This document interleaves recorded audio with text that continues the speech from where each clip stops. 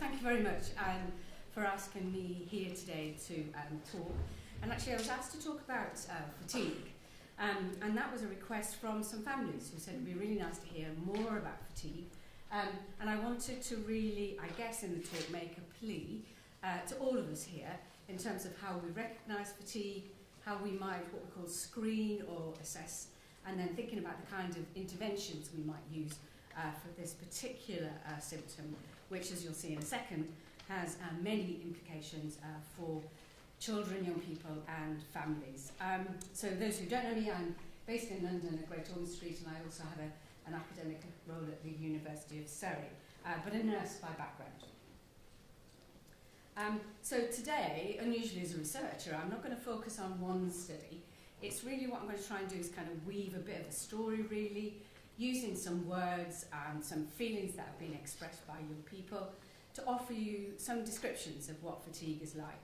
And some of that's informed by studies that we've been involved in from about 2003 to now. And I thought, I put this along one, this is one instrument you can use to assess fatigue, and you could assess yourself here now. You could say, where do I feel? So I'm hoping you're over here and you're going to be absolutely alert, remembering the cat, rather than over here thinking, gosh, I wish he was over. So have a think about that while we're talking. So this work, like we've heard already in terms of some of the work that happens with adults, this also happens with adults, but doors can open because of that. So this is what adults have said about their experience of fatigue. Patients describe fatigue as feeling tired, weak, worn out, heavy, slow, or they have no energy to get up and go.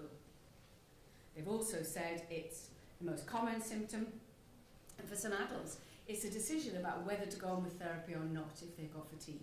For some, it's the most distressing thing they can experience. At its worst, fatigue is draining, ongoing, and it limits your ability to enjoy your activities. So women with breast cancer in particular said they were not able to pick their children up from school, those kind of things, which were normal things that they wanted to do. And when I was thinking about preparing this, I was thinking, okay, the work started in adults, how long ago was that? And then on my bookshelf in the Gibson library, there's all sorts of books, and I picked off 3. And these are all 3 textbooks that relate to fatigue.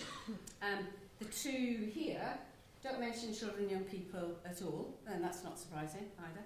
And then this one here has 1 chapter, but these go way back. So in adults with cancer, they've been talking about fatigue for a very long time, and they've been doing research, and they have interventions, and they're doing a tremendous amount of work around the benefits of exercise. And we're just behind, really, all of that work, but that's okay. So I said already, this is an opportunity we were given. So this work was already underway, and I was a member of a particular society called the European Oncology Nursing Society. And we were asked to join a Action of Fatigue conference in 1996, and it wasn't me that went along, but we were, Jackie went along, and she was one children's nurse, with about 300 adult cancer nurses. And that's not unusual either. Lots of things that we do. We will always be in the minority, but hopefully you'll get a sense that minority doesn't necessarily mean quiet. So at the time, so we were invited to join that group, and there was really very little written about cancer-related fatigue. There was one major study with our population, as I've said already, a wealth of adult-focused literature, and the perception that cancer-related fatigue was unrecognised as a symptom in children and young people, and there were lots of sceptics about. And we had to defend our focus on cancer-related fatigue. So some of the people I was working with said, so what? Why are you bothering to look at that? We know it exists. Oh, so that means you don't need to understand it more, and how families might manage these things, or how young people might manage. Not unusually, people are sceptical of things that are just part of what happens. But actually, there's a lot we can do about what is part of what happens. So this was our first study. So we thought, let's try working with some of our sceptics, if you like. So we did some work where we asked healthcare professionals and we asked parents. And this was working with our adult cancer colleagues, because they'd already developed an instrument that we could use to ask people. So we worked with them, and this was our first paper. I said I would just mention some papers in passing. And these were some of the papers that came out of that work. So there were 3 studies and 3 papers that came out of one study. and it was specific to population. So this one presented the work where we'd asked young people who were receiving therapy. This one was about young people who were more than 2 years of therapy. And in this one here, we talked to young people who were more than 5 years of therapy. And we tried to get a sense of what changed.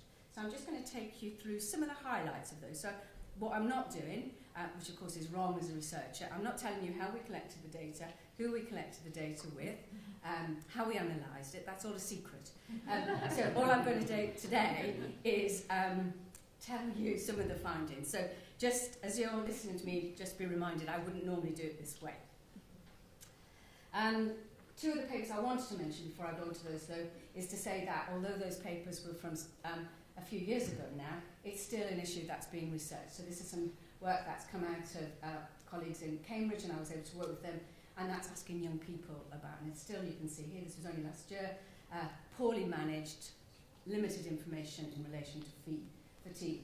And this with Lorna, who you've already heard from this morning, we did some work where we looked at Jimmy Teens, and we've heard a little bit about Jimmy Teens, they were mentioned this morning too, and we looked at some Jimmy Teens stories to see what was a consistent message from young people, and fatigue was there. So I guess what I'm trying to say here is that fatigue is relevant, it is there, and it's experienced, and it can be experienced for quite a bit of time.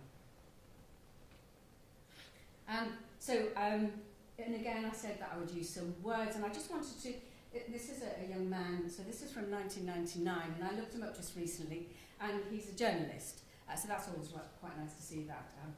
And he still talks about this feeling of fatigue, so I'll just read it out. So tired, any tiredness crept in like a warm blanket, suffocated me in sleep, my bones ached, my mind was tired, my will, my motivation, both weak. So, let's just think about those particular three groups I've mentioned already. So this was the group that was still receiving therapy and what they said about fatigue. So it was overwhelming. They didn't expect it. Nobody had prepared them for feeling this way. There was a sense of frustration, their concentration was affected, and they could see that they were different maybe to their friends at school or friends at university, and they felt they were missing out on things because there were things they just couldn't do.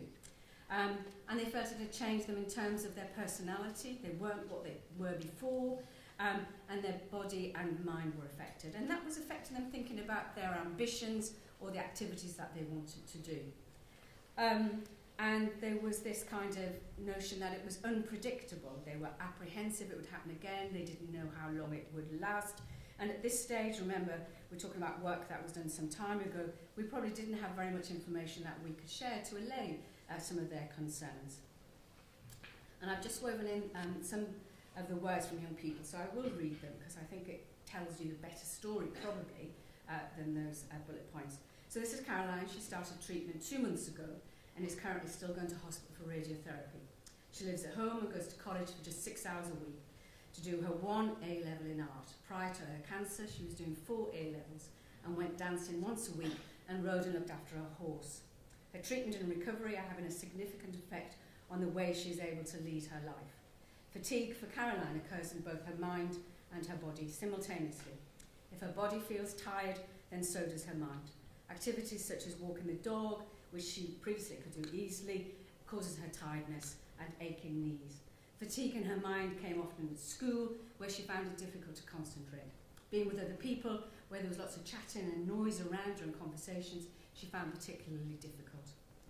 She's just one example of that group that had similar experiences.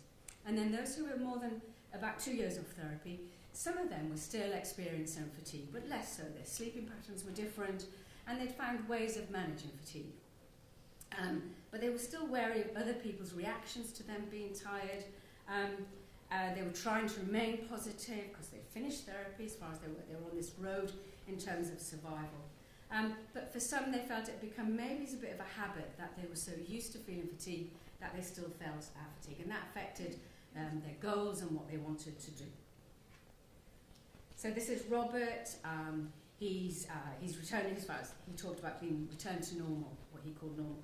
He's back at school full time, he plays sport, he's a member of the school football team, he's training 3 times a week, Fatigue for Robert did not represent an overwhelming distress or tiredness. Rather, he saw that as a hiccup in his journey, and he got over that. But if he pushed himself too far and he needed to take a rest, he was recognising those symptoms better. It was physical fatigue he talked about. It was quite normal, everyone experienced. He did not consider that he ever felt exactly tired in his mind. So things had changed for him. It was more of a feeling of fed up or being bored when he was at school. And he contrasted that to a time when he was receiving treatment.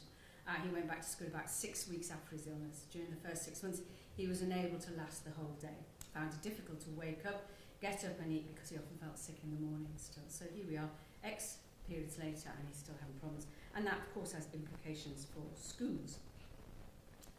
And this is the group that were more than 5 years off therapy. And this is a group where there was greater difference than similarities, probably. They were trying to make sense of his fatigue and trying to manage it in their day-to-day work. And I always remember, this was 2003, it's a long time ago, but memories remain about what young people say. And I always remember one young lady who said that in her lunch break, she knew where to go and have a sleep, so that nobody knew that she was sleeping during her lunch break. And just the techniques that people were using to be able to manage their day-to-day work. There was certainly a strong feeling about the emotional side of fatigue. There was still this notion that it was mind and body that was affected, and for some they felt that the fatigue was controlling them. And they saw bed as a haven, comfort from quality of sleep, and we'll talk in a second about sleep, rest and activity being quite complex to unravel in terms of its benefits. But for some they saw it as a metaphor of past childhood cancer experience, and the memories were still very strong. And I've got 2 stories for you, because as I've tried to say, they were different experiences. So the first one is James. He's 15. He had cancer when he was 3 years old. He's school full-time, he leads an active life, did not recognise different types of fatigue. In fact, he rarely mentioned fatigue during the interview unless prompted. Although he feels tired after a long day, this is only body tiredness and does not seem to trouble him. Tiredness is dealt with by sitting quietly a while and eating. There's some frustration at school does occur, but that's usually boredom rather than lack of concentration. He can't remember anything that's different now to the years after his treatment, except he considers probably he ran about a bit more, but remember he was 3. He doesn't consider himself any different. But let's look at Aziz, who was 15. He had leukemia 6 years ago. She attends school full time. Her daily life and social activities somewhat curtailed, partly due to fatigue and partly due to consistent headaches. So she obviously had something else that was affecting her. She attributes both to fatigue and tiredness. She gets tired very easily. I just feel knackered, she said. Everything I do is slow from morning till evening. Despite sleeping well for long periods, she still struggled with her day at school. Aziz thinks she probably gets more tired than her friends, so again they're already comparing themselves to their peers. And she rarely sees her friends outside of school, although she goes shopping with her mother in the cinema. So she limits her activities to limit her energy. And we had some young people draw us pictures. This is a young man who was drawing how he felt, how there was many things he said were affecting him in terms of what he saw as affecting his fatigue. He also took some pictures for us, and really what he was saying to us here is that this is how he sees most things, is that it's a blur, and that words just blur in this way. He couldn't focus on things, and this he experienced for quite a long time. So for him it was during and post-therapy. But we also talked to young people without cancer, and I've just got one story from them just to show you. We were trying to think, what is different here, and I'll say a little bit more about that in a second, about why that is important. So this is Kate, experienced tiredness, but only in relation to a busy social life and lack of sleep. When we do lots of things all about the same weekend, we go out every night, we do things during the day, and then we come home Sunday evening, I'm tired, not surprisingly. Even if she was very tired though, she would make it out again. So if friends rang in the evening and she was tired, she would still go out because she could find the extra energy to be able to go out. When she's tired, she needs to take time to relax, otherwise she can't switch off before bed. Then she finds it's difficult to sleep. Getting to bed early is difficult Okay, always find things to do instead of going to bed. So don't need sleep, lots of energy, trying to conserve their energy to do the things they want to do was not the same as the group that had cancer and treatment. So clearly this is something different and something that I think probably is quite complex. It's made slightly more complex for our population that we know a lot about chronic fatigue syndrome, and so it's difficult to research these two things when they're so similar together. And to make it more complex, we've started to look at what are called symptom clusters. So it's not just looking at fatigue, it's looking at other things that maybe influence people's experience of fatigue. And most of this work is coming from our colleagues in the States. So there's a lot that we still don't know, it's complex, there's a lot to unravel, but I think what we can see here is we know it exists. So if it exists and people are experiencing it, then we need to be thinking about what we do. So some questions that I think this is about what we need to do in practice. So, and these could be for parents and as well for professionals. Do you foster a belief in children and adolescents with cancer that fatigue is expected and tolerated? So do you give advice, do you explain to families that this is a symptom of therapy? Do we help them in terms of emotional needs, thinking about interventions or strategies they might use? Do we undertake symptom assessment? Do we ask about fatigue? Are you feeling tired? Do we say that fatigue carries on beyond therapy, or do we just talk about it in relation to treatment? And are we using guidance and evidence? Now, if we'd had a bit more time, we could have done a bit of a vote there, we could have done some stickers over here, or I could have just filled those in for you, because I can best guess some things that we are doing and we're not doing. So I thought we could do a show of hands, and then I thought, you know what, don't embarrass anybody, and we'll just skip that one.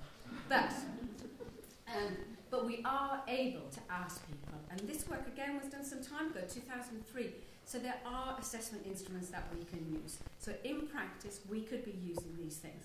So we could ask young people, we can ask about the severity of their fatigue, we can ask them how much it bothers them.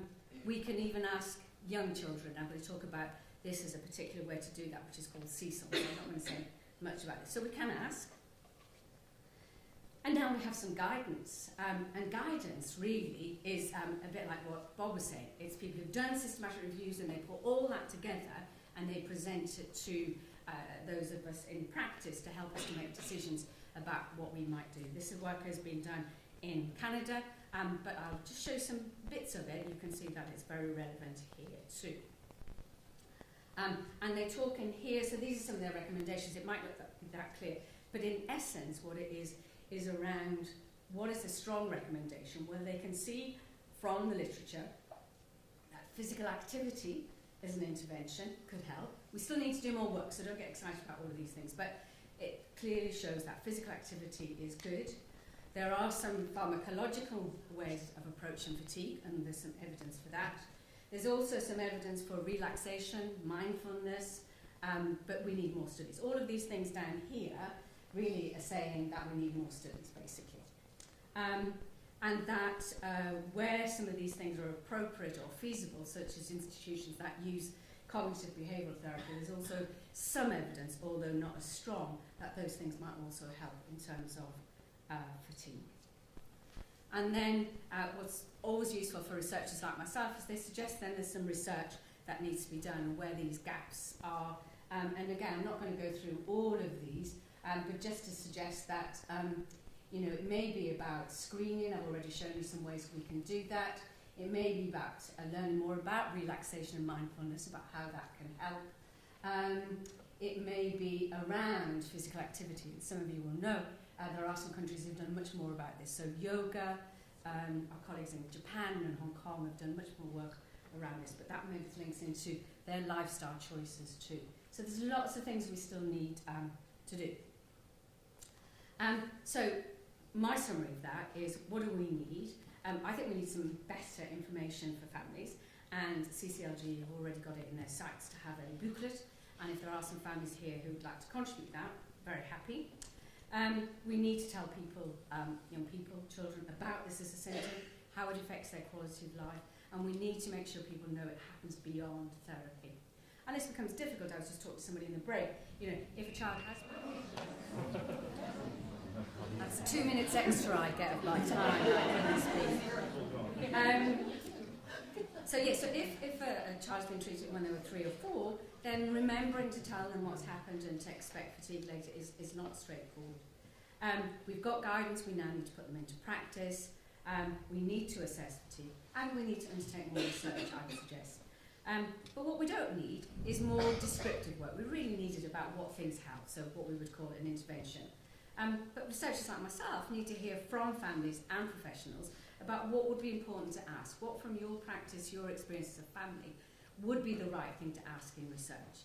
And then as you saw, and you might not have noticed all of the questions in the James Linda Lyons work that Lorna and Susie presented this morning, but there was a question about fatigue and how that affects people returning to work or education. So that's something we can start with already, because we've got quite a body of work. And we need to get guidelines into practice. And that's another conversation on its own, because that's not straightforward, but we know there's guidance and we need to get it out there for people to use. But now you know about it, so hopefully you'll be able to take it into practice. And that's all I wanted to say, and hopefully it's been, although quick and not a lot of time, it's given you an essence of what this symptom might be like for children and young people, and what we can do as families and professionals to help them understand it more. Thank you for listening.